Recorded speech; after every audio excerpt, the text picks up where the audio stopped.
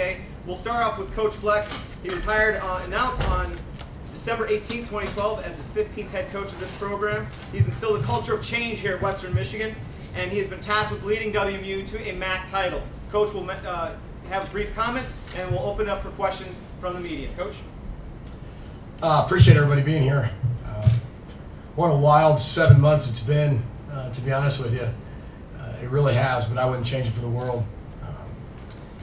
Our staff has worked incredibly hard to make sure this program grows in the right direction. The blueprint is there. The blueprint is very, very, very clear to me, and I always tell people the blueprint's so clear that when we get there, I'm not sure how excited I'll be, because I knew it happened all along.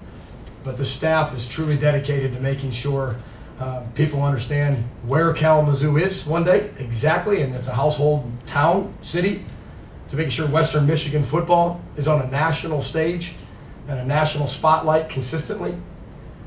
And I know those are big words, because they're just words. We'll find out in 4 years or 5 years if Coach Fleck did what he said he would. But I know it's very, very clear to me. It's going to be very, very difficult. It's going to be extremely difficult.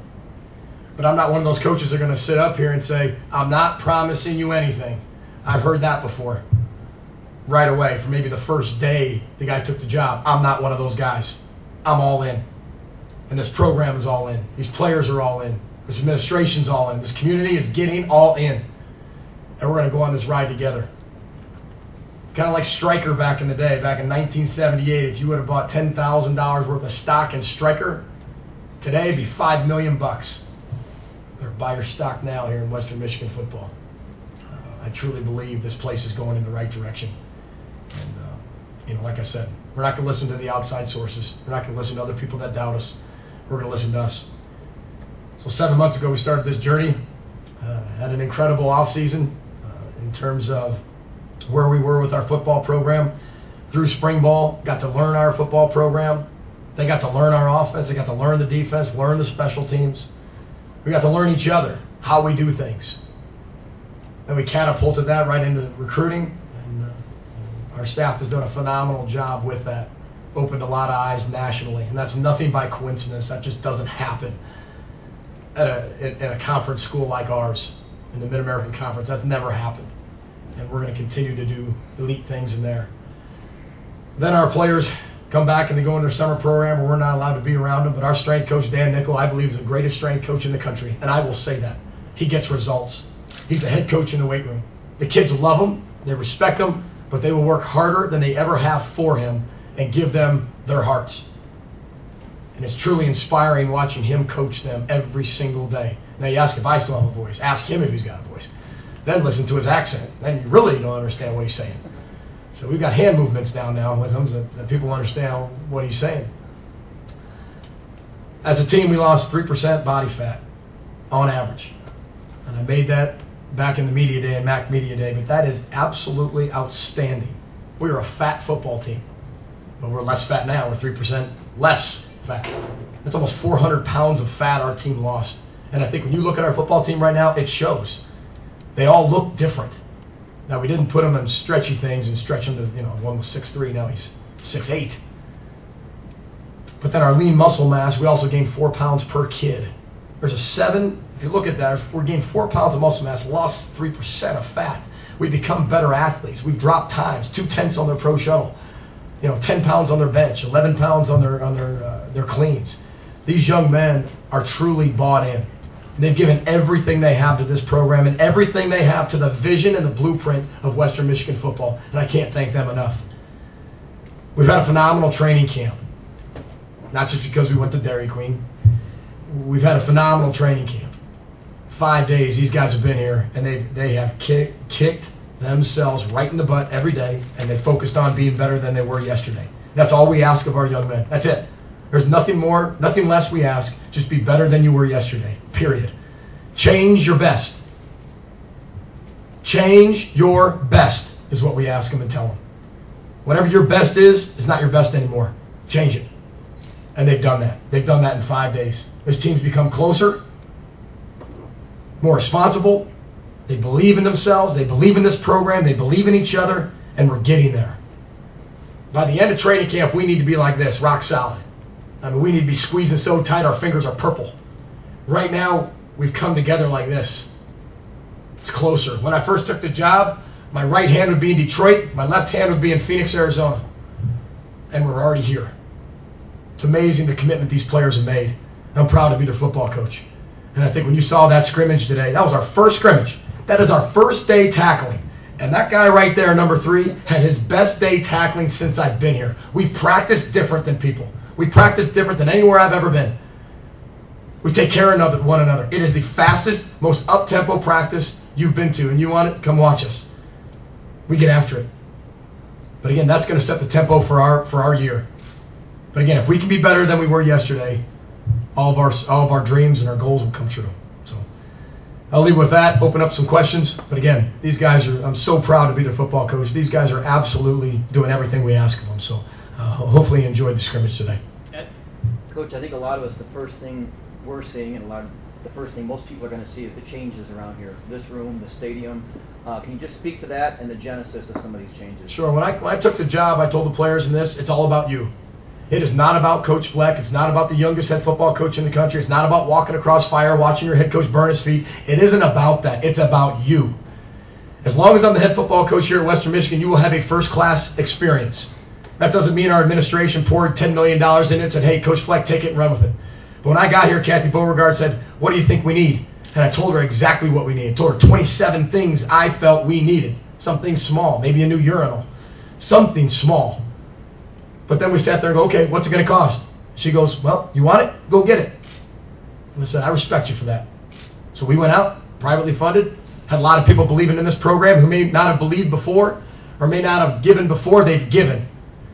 And now we've got a brand new, I think, one of the best team rooms in the country. When you talk about being very efficient, you talk about the actual mottos of the program, you walk in here, you know what our program's about. It's absolutely beautiful. 49 Degrees did a tremendous job on this facility. We're changing everything in here. In the next 3 weeks, you walk in this building, you won't recognize it. There won't be the dungeness hallways that you stare down and then you just start dreaming because your head goes off in space. It will be live. It'll be youthful. We'll remember the past. People are going to know who played here, who was special here, and they're going to be recognized on the walls, all 3 floors. This place will look completely different. Our lobby, wait till you see our lobby. State-of-the-art stuff. Touchscreen TVs, history of the program, movie theaters. Yeah, I said movie theaters. We're putting one in here. Why? Because I told the players I want you to be here. We added a players' lounge. We're going to have 2 players' lounge because if they're not here, they're either with their girlfriend or their class. They're going to be here. I want them to be here. I don't want them to be like, they don't like this place. It's not fun to be at. I got to get out of here. I got to go do my social life somewhere else. Our players are here. There's times at 11 o'clock at night, our players are in there playing video games, playing air hockey. I love that. We're getting a new locker room will be on its way. Our weight room, if you walk by, it's got all new equipment. There'll be field turf that runs 40 yards right down the middle of it. It'll be one of the most useful and resourceful weight rooms in the country. Does that mean it's one of the biggest in square footage? No, one of the most resourceful. We're going to pack a lot into the space that we have. We don't need to tear any walls down. We just need to have what we have and just buff it out a little bit, and that's what we're doing. The brand new uniforms, the new logo, our players look sharp. They're first class. And first class doesn't mean you get handed anything. They've earned a lot. Have they earned everything yet? No way. But they've earned a lot. They've earned the right to come to this facility and feel comfortable. Now, we will have pictures of what it used to look like in every room. Before they walk out that door, there'll be a picture of what it used to look like. When they go up to eat meals, they're going to have pictures of what our meals used to look like. They will never forget where they come from, as long as I'm the head football coach here. But we are truly blessed to have the opportunity to do what we're doing because of the people who believe in this program. Shoot, we got a new golf cart. That was the first thing I purchased. Changed our whole recruiting. Our whole recruiting. I can get a kid here, on campus, around the block, through campus, and back in 12 minutes. Absolutely unbelievable. Plus, it looks really, really elite. So, we've done a lot of things to change what we're doing. But again, this program's going in the right direction. Before we get to the next question from Coach, I want to introduce our 2 players. Tyler Van Tubbergen, senior quarterback, started 6 games last year, had 15 touchdowns. Everyone remembers the 10 for 10 performance, 179 yards, 3 touchdowns in the 4th quarter in the comeback at Central Michigan. And then to his left, Johnny Simon, 217 tackles over the last 2 seasons, all Mid-American Conference in 2011 and 2012. As you ask questions for Coach, please also mix in questions for the players so they can then get up and have lunch and get their photos done. Thank you. Nick. This goes to both players. Coach talked about all the changes from the meals to the schemes and the coaching staff. What change has made the biggest impact on you guys? I wouldn't point to one thing and say that that one thing has made the biggest change, but I think the culmination of all of them and what it means together is the one big change that we recognize. I think what Coach said about us being here all the time, and looking forward to coming here and spending free time here. I think that's that's right on. Pretty much everyone I know hangs out here, and it's a lot different than what it used to be, but I like it. From what Tyler said, guys look forward to coming in the meeting rooms, sitting down, feeling comfortable. And guys are always out there playing ping pong, and our skills are actually gotten a lot better too. In the game room, coach improved that a lot. Next question for Coach. Al? In Alabama, everybody says roll tide. Here, we're starting to hear more and more roll the boat. And you talked about how the team bought in and the administration bought in. You were looking forward to the community buying in. And we're seeing more and more of that. Can you kind of speak to that whole roll the boat thing and how it's taken off? Well, I'll tell you, when I first took the job here, a lot of people said, well, it can't be done. What you're doing can't be done. It won't be done. Shouldn't be done. Never been done. I heard that I don't know how many times. The way I look at that is, well, when do I start? When can I attack that? When can I get into the community? Kathy Beauregard, I think we have the greatest AD in the country. She gave me an opportunity at 32 years old to change a culture. Not just run a football program, but change a culture, change a town, change a nation, Bronco Nation. We started in the community, started going around. I just drove around, I went into a lot of businesses, introduced myself, said hello. And when I mean a lot of businesses, pretty close to all of them. And I'm still working on it right now. We've got the oars made. Oars are being hung in every, like I said, bar, every restaurant, every hotel, every dorm room, every fraternity, every sorority. People are starting to send more and more oars to me. It's becoming a way of life around here. And there's always going to be the naysayers that say, what does a boat and an oar have to do with a Bronco? It doesn't make sense. I think it's stupid. That's fine. It's a way of life that these young men can take with them when they're husbands, when they're fathers, and they can be better sons, better grandparents one day. That no matter what comes your way, all we're going to do is continue to row. No matter what hits this town, we're just going to continue to row. And we're going to learn from our past. We're going to make sure our past does not continue to happen over and over and over and over. So we keep saying, oh, it can't be done, it can't be done, it can't be done, it can't be done. It can be done. And it will be done. And I won't sleep until it is done. Then when it is done, I'll probably think of something else and then won't sleep anymore. But I think this program has embraced it. I'd probably say 60% has. I think there's still a lot of naysayers out there, which is okay because I'll be judged on just wins and losses. But to me, it's a little bit bigger than that. Like I said, I look at it as buy stock early. It's easy to jump on the bandwagon and buy an oar when these guys are playing in a playoff system or when these guys are playing for a MAC championship. Oh, I got to go out and get my oar. Oh, I got my $40 now. No problem. That's easy. That's easy. Because I also could have waited to become a head coach to take over a program that was already established. It didn't need this. It didn't need that. But that's what I've always wanted. That's what I've dreamed of. Putting a fingerprint on these young men so when they come back years from now, they're proud of their program.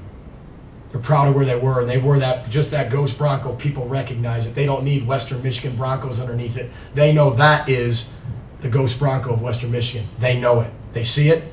They're going to recognize it. That's why there's no words underneath there. There's no letters under it. Because eventually we will be recognized nationally. Next question. To Johnny, the linebacking corps seems to have taken a lot of hits here, either injury, transfer, graduation.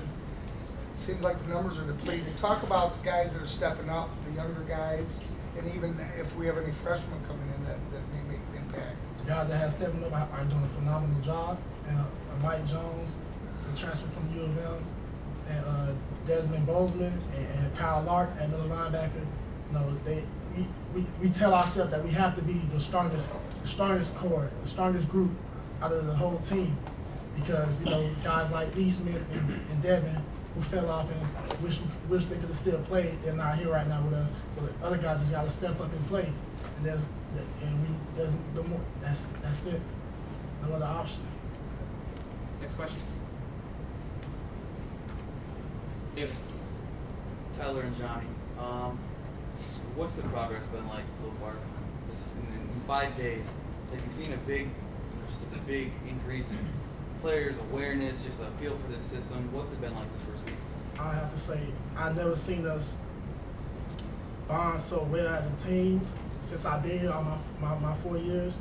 You know, guys talking to each other, telling each other, just, you know, having deep conversations. You know, we never done that since I've been here. You know, Coach Fleck is not only a coach to us, he's a father and a mentor. And in the meetings, we actually sit up and listen to everything he say. We take notes. You know, guys are actually listening, and we actually talk about what he talks to us about, to each other, while we're eating. You know, whenever we're together playing anything, doing anything. And just to piggyback off that, I think we're truly in the process of becoming family. You know, what he said about us being so far apart in the beginning, it's amazing to me how close we've become and how much we've been able to accomplish, not only on the field, which, I mean, we've made a lot of progress there too, but even off the field, in the meetings, just getting to know each other and who your teammates really are. I think we've made tremendous progress, even over just these 5 short days. I know you guys are always looking for motivation as football players, but you know, youngest head coach in the country, new system. Maybe not everyone thinks you guys can go out and win the MAC. Do you use that as motivation? Tyler?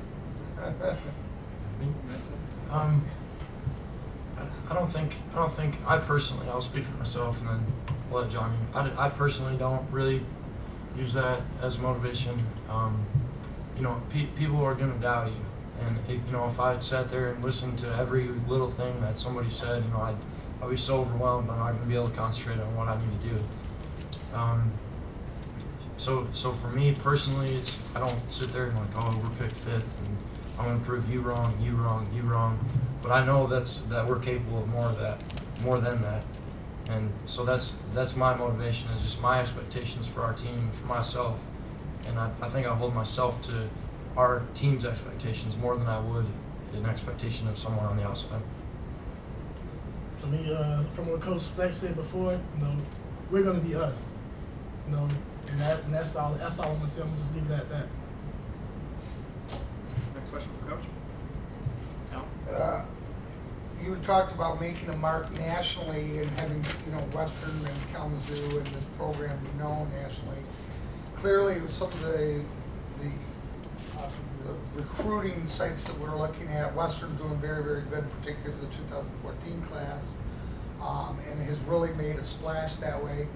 Can you talk about that a little bit and why why we've had such good success in recruiting? Is it just your youthful energy, or you're going all the time, or what is it? And then as a piggyback to that, talk about how it is, these kids having somebody that's 32 years old that's actually able to get out there and run with them and can go out and still run pass routes probably, has got to be a big influence on. Well, I'll be honest with you, I think I have one of the best staffs in the country. I mean, you look at, we are a very energetic, passionate group. And I'm not a big believer just because I'm 32 years old, that's why we have such an elite recruiting class coming in. I don't believe that. I believe if I'm 79 years old, I'm still going to have the energy and passion I have right now. It's the energy and the passion that I think young people thrive to, they attach to, they want that. Ed Pickham's our defensive coordinator. He's 60 years old. We call him the Silver Fox.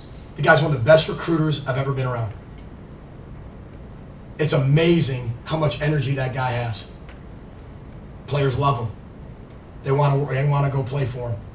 Plus his knowledge of the game, knowledge of the defense, knowledge of a defensive back, all the people he's put in the National Football League. But the energy and the passion to me are a lot more important than the age. Just like the experience to me as a football coach and the coaches that I've been around and surrounded myself with, 7 places in 8 years, some of the most elite coaches I think that ever coached the game or are in the game right now, I've been around. Whether I'm 64 or 32, I've still been around them. whether I was with them 10 years or with them 1 year. So I think it's the energy and the passion that truly drive us. And we don't put a ceiling on ourselves. We don't say that's enough. We don't say, oh, that's good enough. We work at an elite level, and we'll be the judge of ourselves. And we don't worry about anybody else in recruiting. We just worry about us. We don't compare ourselves to anyone else. We're just us. We're always trying to learn. We're always trying to do things better. We're always trying to break things and build them back up. You know, if we have a horse, we break it, we build it back together, and it turns out to be a pig, and we're going to change it. If we break the horse, build the horse, turns out to be a horse, then look, we at least broke it and tried to make it different. It's probably best that we keep it the same. So again, I am really proud of our staff, the way they recruit, how detailed we are, how organized we are. And I learned a lot of those techniques of what we do, how detailed and organized from Greg Schiano. I mean, he was one of the best recruiters I was ever around. To turn around a program at Rutgers that never went to a bowl game before he got there, to turn and watch him recruit was absolutely astonishing to me. And you know, like I said, we just have fun doing it. We really have fun. And for me playing and for me running around, that's just me. I'm not trying to impress anybody. I've worn cleats when I was the wide receiver coach or even the GA at Ohio State. I've never not worn them. I don't wear them on scrimmage days, and I don't wear them on game day. Those are only 2 days, and I don't wear them. But I'm there to teach. I'm there to coach. I'm there to show them exactly what I want. And I'm not going to wait till that kid runs back to me. I'm going to go run to him. Because when I was a young kid, when I did something wrong, my dad was right there. And I yelled, "Ho, ho!" You're going to remember that one a lot more than if he just, you know, by the time that kid runs back to the huddle, he's thought about his girlfriend, his grades, what he's doing tonight, what clothes he's going to wear, and then all of a sudden I'm going to coach him. I'm going to go get him right now when he either did something exactly right, I'm going to jump on him, I'm going to live it up with him, chest bump, we're going to have some fun. But if he doesn't do something right, he's going to know about it too, now. Final question for the players, David. Johnnie and Tyler, what were your expectations when Coach Fleck was hired? You see a 32-year-old guy who's been an assistant coach in the NFL, an assistant at the college level. What were your expectations, and has he met them? Has he exceeded them? You know, what? Just take me through that. He's definitely met them since the first day I've heard him speak, and when he first got here, you know, because I had a decision to stay or leave. You know, I had other schools offering me, which I didn't tell Coach about. But since the first day I've heard him talk, sorry. The first day We'll talk about that later. The first day I've heard Coach talk, I knew he was a coach that we needed here, and I knew that he was going to change the program. Yeah, I remember the first time I talked to him on the phone, and when I hung up and I just kind of sat there, and I'd never heard a coach talk to me like that before. And you know, I was there, I was ready to go play right now. And you know, I thought, you know, he's just excited. It's his first day, something like that. But as you can see, that's every day. And I can honestly say I've never worked this hard, but I've also never had as much fun. Final question for Coach. Good? Well, thank you again for coming to the press conference portion of the media day.